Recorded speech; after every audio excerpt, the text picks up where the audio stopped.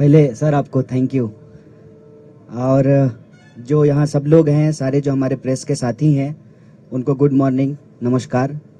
I have learn one Telugu word like अंदर के नमस्कार। सो अंदर की नहीं, अंदर की नमस्कार। मैं सबसे पहले आपका स्वागत करता हूं और हिंदी में बोलूंगा, इसके लिए आपसे माफ़ी चाहता हूं। आपकी भाषा तेलुगु है, लेकिन मुझे तेलुगु आती नहीं है। आती तो जरूर तेलुगु में बात करता, क्योंकि हमारी नज़र में, भारत जोड़ो यात्रा की नज़र में, सारी भाषाएं एक समान है। सब भाषा, सारे लोगों की मातृभाषा जो है, उसको हम बराबर का रेस्पेक्ट करते हैं। दूसरा, आप सब लोग लगातार जो है कवर कर रहे हैं भारत जोड़ो यात्रा को। एक सवाल लोग बार बार पूछ रहे हैं कि क्या जोड़ने के लिए निकले हैं। हमारे पास फेविकॉल नहीं है, और जो है हम फेविक्विक भी लेकर के नहीं चल रहे हैं। भारत जोड़ो यात्रा का जो मैसेजिंग है, उसमें सबसे पहले ये सवाल खुद से पूछना पड़ेगा कि आपको, आपकी कोई ऐसी चीज है जो टूटी है। ये सवाल जब आप खुद से पूछेंगे तो इसका जवाब आपको मिलना शुरू हो जाएगा कि भारत जोड़ो यात्रा में हम क्या जोड़ने के लिए निकले हैं। मेरे ख्याल से कोई भी नौजवान इस देश का जिसके पास सारी डिग्रियां हैं, वो इंजीनियरिंग किया है, एमबीए किया है, पीएचडी किया है, तमाम टेक्निकल एजुकेशन लेने के बावजूद जब वो अपना सीवी लेकर के जाता है और नौकरी नहीं मिलती है, तब उम्मीदें टूटती हैं उस नौजवान की, उस नौजवान के गर्लफ्रेंड की या बॉयफ्रेंड की, उसके माँ बाप की, उसके दोस्तों की। और ये जो उम्मीदें टूट रही हैं ना बेरोजगारी के चलते, उस उम्मीद को जोड़ने के लिए हम निकले हैं। जब आपको ये खबर आती है या आप कोई वीडियो देखते हैं कि किसी इंसान को उसके पहचान के चलते, चाहे तिलक देखकर या टोपी देखकर, उसके साथ मारपीट की जा रही है, उसकी टांगें तोड़ दी गई है, तब आपका दिल टूटता है। उस टूटे हुए दिल को जोड़ने के लिए निकले हैं। इसमें हमको कोई कंफ्यूजन नहीं है। सरदार वल्लभ भाई पटेल कांग्रेस पार्टी के नेता थे, कांग्रेस पार्टी के प्रभावशाली नेता थे। उन्होंने इस देश को और कांग्रेस पार्टी ने ज्योग्राफिकली भारत को जोड़ दिया है, और जब भी उसको तोड़ने की कोशिश की जाती है तो कांग्रेस पार्टी के नेता मजबूती से उसको निपटते हैं। कल हम लोग इंदिरा जी को याद करेंगे।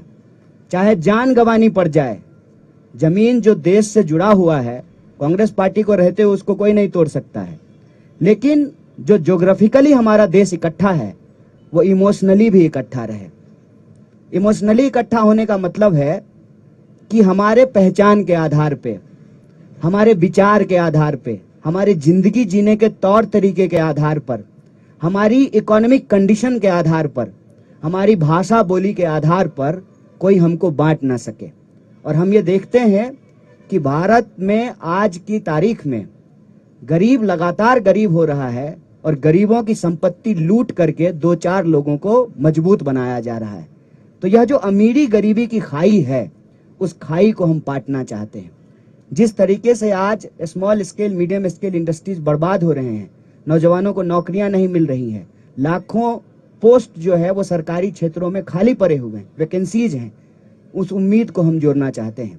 देश के अंदर हम देख रहे हैं कि लगातार राजनीतिक कल्चर ऐसा बनता जा रहा है कि अपने विरोधियों को चुप कराया जाता है। और यह सवाल बार बार लोग पूछते थे, विपक्ष कहाँ है? जो लोग देखना चाहते हैं, आंख में सूरमा लगा करके देख लें, विपक्ष सड़कों पे खड़ा है। कांग्रेस पार्टी पहले भी लड़ रही थी, लेकिन हमारा मैसेज नहीं पहुंच रहा था लोगों तक। तो पार्टी ने यह तय किया कि हम लोगों तक पहुंचेंगे सीधे, बिना किसी सोशल मीडिया या मीडिया के वो रहे, उनका समर्थन जितना मिलना है वो मिले, लेकिन हम सीधे लोगों तक पहुंचेंगे।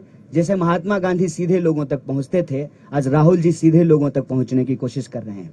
एक तो ये सवाल आज कोई भी ईमानदारी से समझ सकता है कि कांग्रेस पार्टी एक मजबूत विपक्ष की भूमिका सड़कों पे निभा रही है, और सिर्फ कांग्रेस पार्टी निभा रही है। कई बार यह कंफ्यूजन क्रिएट किया जाता है, यहाँ तेलंगाना में भी यह कंफ्यूजन है कि बीजेपी से कौन लड़ेगा। अव्वल तो बीजेपी से लड़ने का क्या मतलब है? अगर बीजेपी से लड़ने का मतलब उसकी ही विचारधारा पे चलना है तो फिर वो कोई लड़ाई नहीं है। उसको कहते हैं हमारे यहाँ कि सूडो बॉक्सिंग हो रहा है। दिन में बॉक्सिंग करेंगे, मीडिया स्टूडियो में बैठ करके बॉक्सिंग करेंगे और शाम में पैग लड़ाएंगे। तुम तुम्हारा, हम हमारा, इधर का बैग उधर, उधर का बैग इधर। ये कोई लड़ाई नहीं है, विचारधारात्मक लड़ाई होती है। और इस देश में ये विचारधारात्मक लड़ाई है गोडसे और गांधी के बीच में। और इस देश ने हमेशा गांधी को चुना है, आज भी गांधी को चुनना पड़ेगा। और यह बात मैं आपसे ईमानदारी से साझा करना चाहता हूं, जो राहुल जी के बारे में परसेप्शन बनाया गया लाखों करोड़ों खर्च करके, और उस परसेप्शन के चलते जो हमारे दोस्त थे, जो उनके धूर विरोधी हुआ करते थे, वो फोन करके कहते हैं कि बहुत अच्छा काम कर रहे हैं आप लोग। ये परसेप्शन इतनी जल्दी बदलनी शुरू हो गई है, इसीलिए सत्ता में बैठे हुए लोगों की खलबलाहट है। और वो भारत जोड़ो यात्रा किस लिए हो रहा है इस पे नहीं बात कर रहे हैं। जूता पे बात कर रहे हैं, टी शर्ट पे बात कर रहे हैं, कंटेनर पे बात कर रहे हैं। तो उनको जूता, टी शर्ट, कंटेनर पे बात करने दीजिए।